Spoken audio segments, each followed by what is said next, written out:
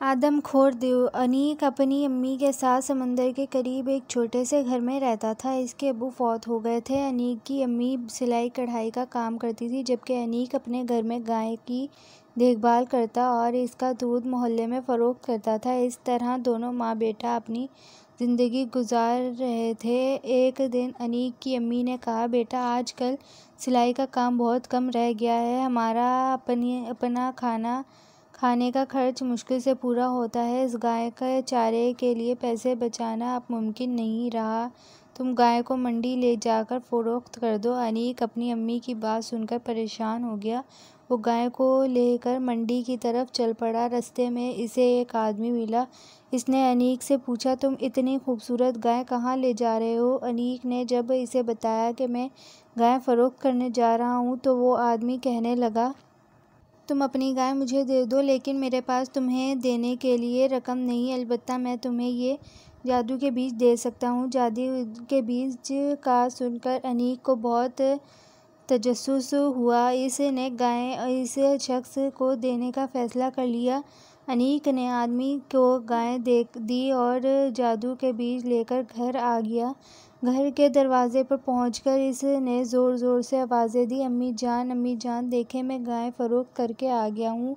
अनीक की अम्मी ने पूछा, गाय कितने में फ़रोख्त हुई? तो अनीक ने अपनी मुट्ठी खोलते हुए जादू के बीज दिखाया और कहा, अम्मी जान, मैंने इन बीजों के बदले गाय फ़रोख्त कर दी। बीज देखकर अनीक की अम्मी बहुत नाराज़ हुई। इन्होंने अनीक को खूब डांटा कि वो क्यों इन फजूल बीजों के बदले इतनी अच्छी गाय दे आया है।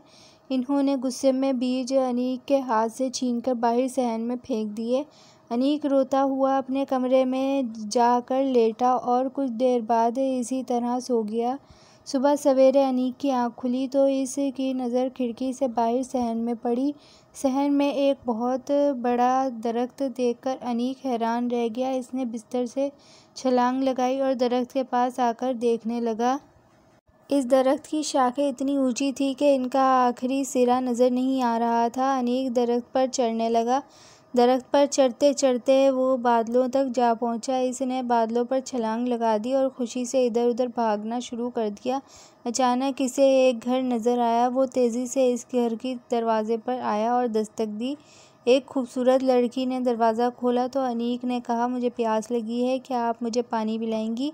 लड़की ने अनीक को पानी दिया तो इसने कहा, मैं थक गया हूँ, अगर आप इजाज़त दे तो मैं कुछ देर आपके घर में आराम कर लूँ। लड़की ने कहा, तुम इस घर में आराम ना करो तो बेहतर है, क्योंकि ये एक देव का घर है। अगर इसने तुम्हें यहाँ देख लिया तो वो तुम्हें खा जाएगा।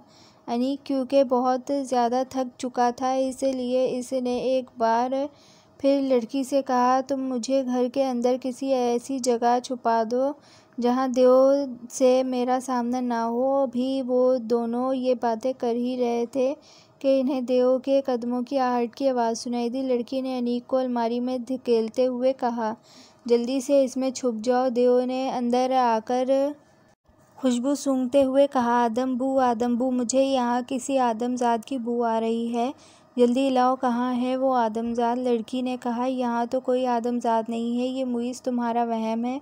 चलो खाना खा लो, मैंने तुम्हारे लिए मज़ेदार खाना तैयार किया है। खाना खाने के बाद देव ने लड़की से कहा, मुझे शक है कि तुमने मेरे घर में किसी आदमजात को छुपा रखा है, मैं अभी इसे तलाश करता हूँ। ये कहकर देव ने अपने घर के तमाम कमरों की तलाशी लेना शुरू कर दी और फिर आखिरकार एक कमरे में कपड़ों की अलमारी में इसने अनीक को बैठे देख लिया। देव ने अनीक को बाहर निकाला और बोला, मैं तुम्हें खा जाऊंगा।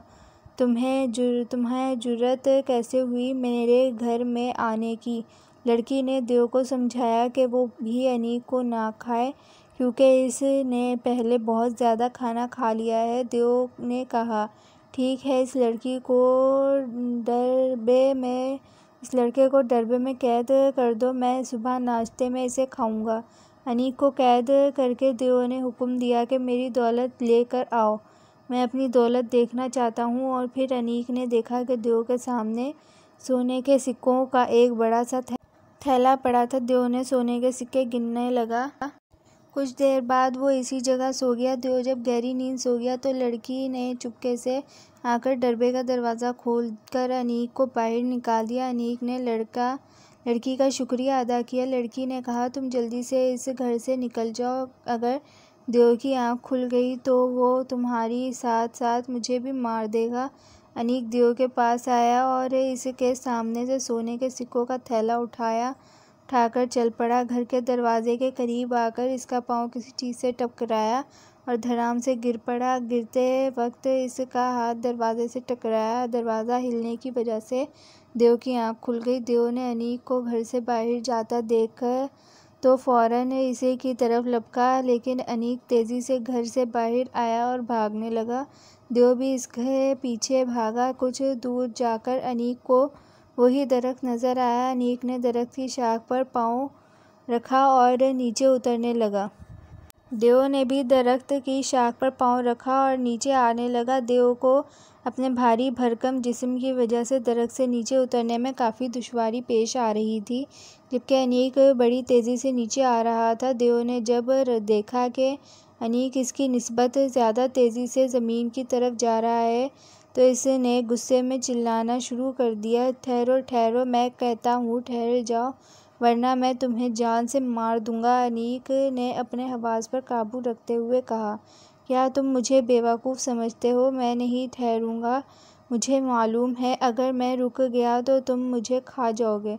देव ने गुस्से से कहा, मैं तुम्हें नहीं छोड़ूंगा, मैं तुम्हें अभी पकड़ लूँगा। अनीक ने कहा, ठीक है, अगर तुम मुझे पकड़ सकते हो तो पकड़ लो। ये कहकर इसने ज़मीन की तरफ देखा तो इसकी खुशी की इंतहा न रही, क्योंकि वो ज़मीन के बिल्कुल करीब पहुंच चुका था। अनीक ने सोने के सिक्कों का थैला मजबूती से पकड़ा और दरख्त से ज़मीन पर छलांग लगा दी, क्योंकि इसे रास्ते का पता था।